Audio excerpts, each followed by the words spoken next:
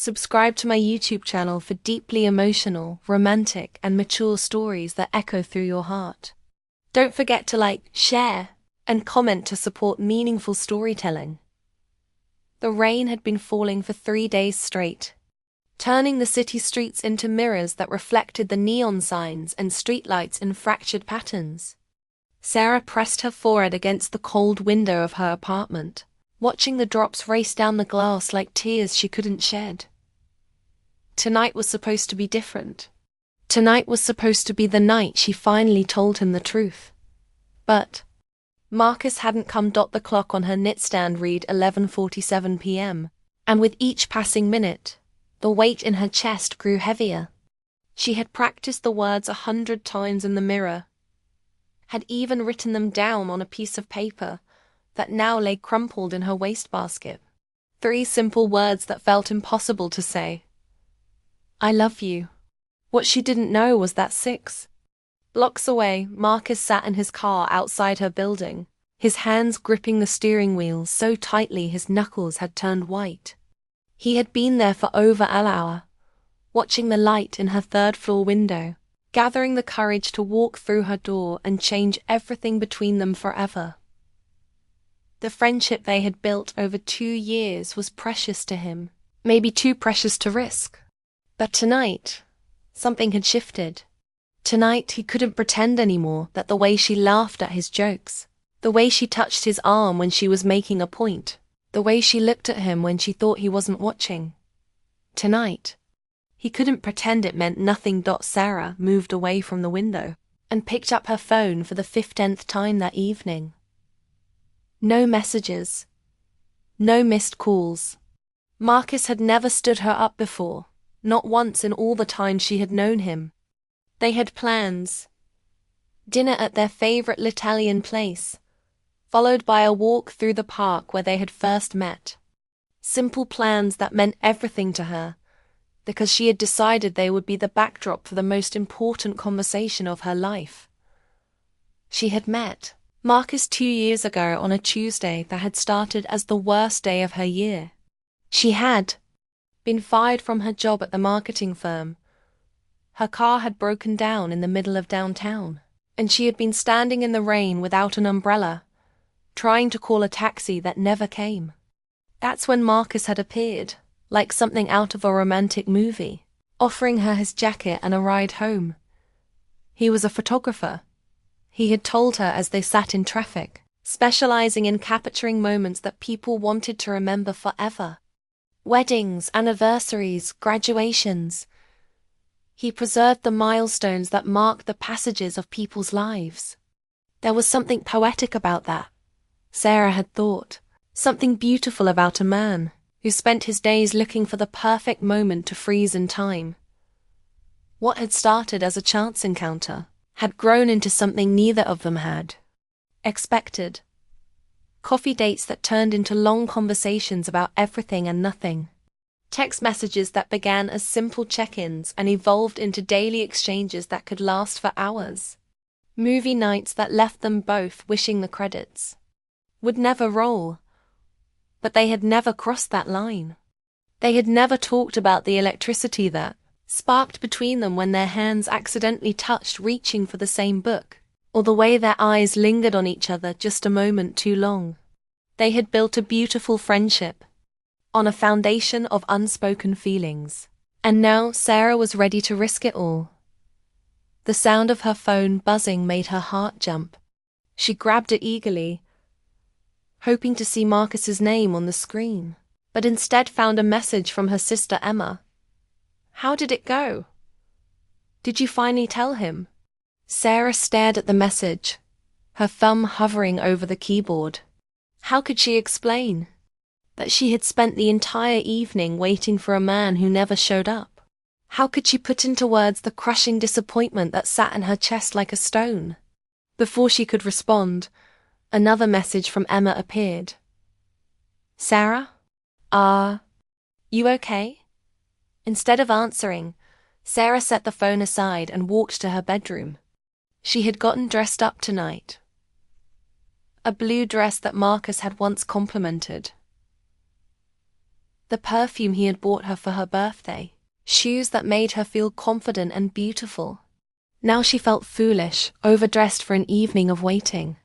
And wondering as she was about to change into her pajamas, she heard something that made her freeze.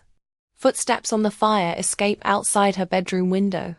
Heavy, deliberate footsteps that were definitely not made by the neighbor's cat that sometimes wandered up there. Her heart began to race, but not from fear. She recognized those footsteps. She had heard them countless times before, climbing the stairs to her apartment, pacing across her living room when Marcus was deep in thought, walking beside her through the park. Sarah moved to the window and pulled back the curtain.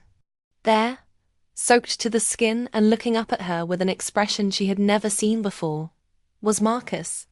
His dark hair was plastered to his forehead. His jacket was drenched, and in his hand was a single red rose that looked like it had been through a storm. For a moment they just stared at each other through the glass. Sarah's hand trembled as she reached for the window latch, and when she opened it, the sound of the rain filled her bedroom along with the scent of wet earth and possibility. "Marcus," she whispered, her voice barely audible over the sound of the downpour. "What are you doing out there?" He climbed through the window with the awkward grace of someone who had clearly never done this before. And when he stood in her bedroom, dripping water onto her hardwood floor, Sarah thought he had never looked more beautiful. "I couldn't do it," he said, his voice rough with emotion. "I sat in my car for an hour, trying to work up the courage to come to your door like a normal person. But I kept thinking about what I wanted to say to you. And I realized that normal wasn't good enough. Not for this. Not for you." Sarah's heart was beating so fast she was sure he could hear it. "What did you want to say to me?" Marcus ran his free hand through his wet hair, a gesture she had seen him make 1,000 times when he was nervous. "I wanted to tell you that I've been lying to myself for 2 years. I wanted to tell you that every time I take a picture of a couple on their wedding day, I imagine what it would be like to look at you the way they look at each other. I wanted to tell you that I've been in love with you since the day I met you, and I've been too scared to risk what we have to tell you the truth." The rose in his hand was starting to droop from the weight of the water, but he held it out to her anyway. "I wanted to tell you that tonight. I realized that not telling you the truth is the biggest risk of all. Because what if you feel the same way? What if we've been wasting all this time being afraid when we could have been happy?" Sarah finished softly, taking the rose from his hand.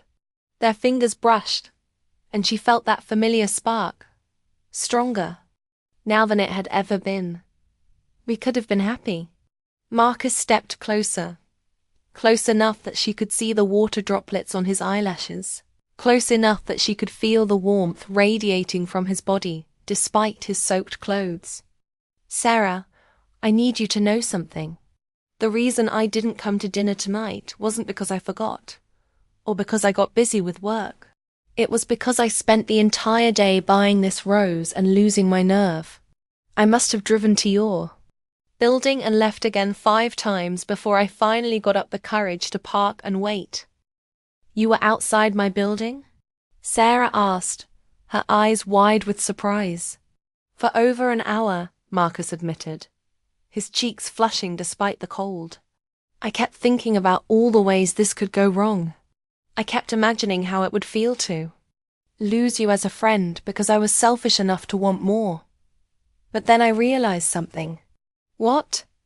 Sarah's voice was barely a whisper.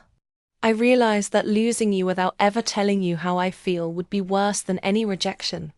I realized that you deserve to know the truth, even if it changes everything between us. I realized that I'd rather risk our friendship for the chance at something real than spend the rest of my life wondering, what if?" Sarah felt tears starting to form in her eyes, but for the first time all evening, they weren't tears of disappointment. They were tears of relief, of joy, of a happiness so pure it took her breath away. "Marcus," she said, setting the rose on her knitstand and turning back to face him. "I have something to tell you too." He waited, his whole body tense with anticipation. "The reason I wanted to have dinner with you tonight wasn't just because I enjoy your company.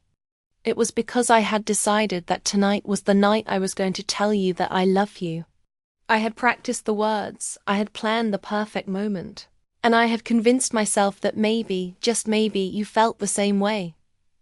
Marcus's eyes widened, and for a moment, Sarah thought she saw something like disbelief flash across his features. "You were going to tell me you love me?" "I was," Sarah said, taking a step closer to him.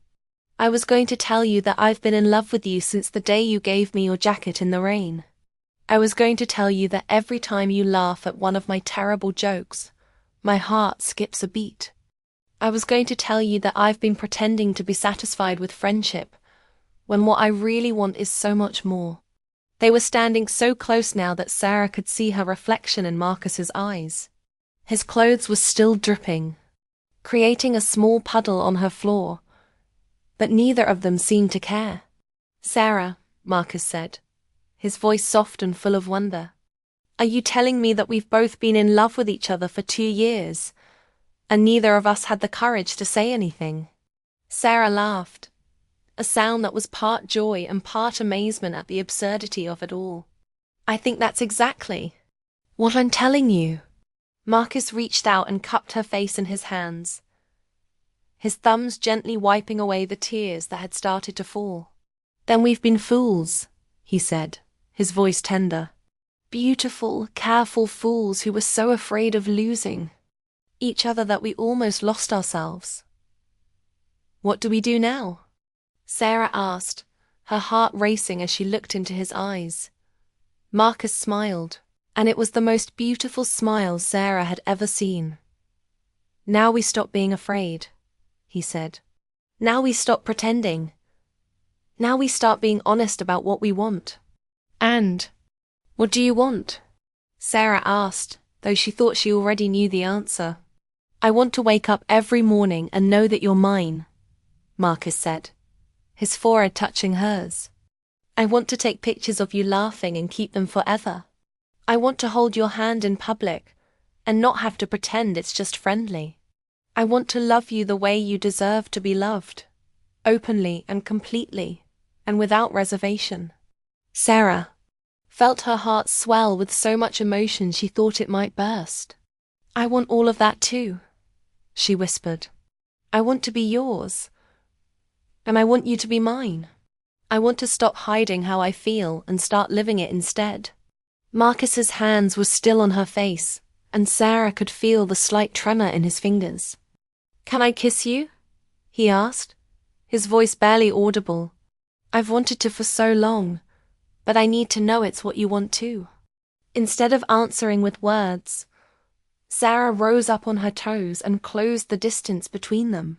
Their lips met in a kiss that was soft and tentative at first, then deeper and more certain as they realized that this was real, that this was finally happening. When they broke apart, both of them were breathing hard, and Sarah thought she had never felt more alive than she did in that moment. "I love you," Marcus said, the words coming out in a rush now that the dam had finally broken. "I love you so much it terrifies me. I love your laugh and your stubbornness and the way you cry at movies even when you try to hide it. I love how passionate you get about things you care about.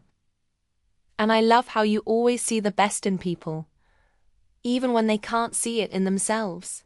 "I love you too," Sarah replied, her voice strong and sure. "I love how you see beauty in ordinary moments and capture it forever. I love how you listen with your whole heart and how you make me feel like the most important person in the world when you look at me. I love how gentle you are and how you never try to be anyone other than exactly who you are." They stood there in her bedroom, holding each other as the rain continued to fall outside, and Sarah realized that this was the moment she would want Marcus to photograph if he could. This was the moment she would want to freeze in time forever. The moment when everything changed. When fear gave way to love. When two people finally found the courage to reach for what they had always wanted. "I'm soaking wet," Marcus said suddenly, as if just remembering the state of his clothes. "I'm dripping all over your floor." Sarah laughed, a sound full of joy and possibility. "I don't care about the floor," she said. "But you're going to catch pneumonia if you stay in those wet clothes." Marcus grinned, and Sarah saw a mischievous glint in his eyes that she had never noticed before. "Are you suggesting I take them off?" Sarah felt her cheeks flush, but she didn't look away. "I'm suggesting you let me get you something dry to wear. We have all the time in the world for ... other things." "All the time in the world," Marcus repeated, as if testing the words. "I like the sound of that." Sarah went to her dresser and pulled out an old college sweatshirt that would be too small for Marcus, but better than nothing. When she turned back, she found him looking at her with such tenderness that it took her breath away. "What?" she asked, suddenly self-conscious. "I'm just thinking about how different this night turned out from what I expected," Marcus said. "I was so afraid of ruining everything that I almost didn't come at all. And now ... now everything is different," Sarah finished, handing him the sweatshirt. "Now everything is perfect," Marcus corrected, "excepting the dry clothes. Or at least, it's the beginning of perfect." As Marcus changed in her bathroom, Sarah looked at herself in the mirror above her dresser. She looked the same as she had that morning, but she felt completely transformed. She felt like a woman who had finally found the courage to claim her own happiness, like someone who had stopped waiting for life to happen and had decided to make it happen instead. When Marcus emerged from the bathroom, wearing her too small sweatshirt and his own jeans, Sarah thought he looked absolutely ridiculous and absolutely perfect at the same time. His hair was still damp, sticking up in odd directions, and the sweatshirt stretched tight across his chest. But his eyes were bright with happiness, and that was all that mattered. "How do I look?" he asked, striking a pose that made Sarah giggle. "Like a man who climbed through a window in the rain to tell the woman he loves the truth," Sarah said, moving to stand in front of him again. "Good," Marcus said, wrapping his arms around her waist. "Because that's exactly what I am." They spent the rest of the night talking, making up for 2 years of unspoken feelings and hidden truths. They talked about the moments when they had almost confessed, the times when they had caught each other staring, the dreams they had harbored in secret. They talked about the future they wanted to build together, the adventures they wanted to share, the life they wanted to create. As the sun began to rise, painting Sarah's bedroom in shades of gold and pink, Marcus pulled her close and kissed her forehead. "I should probably go home and get some real clothes," he said, though he made no move to leave. "You should," Sarah agreed, though she tightened her arms around him.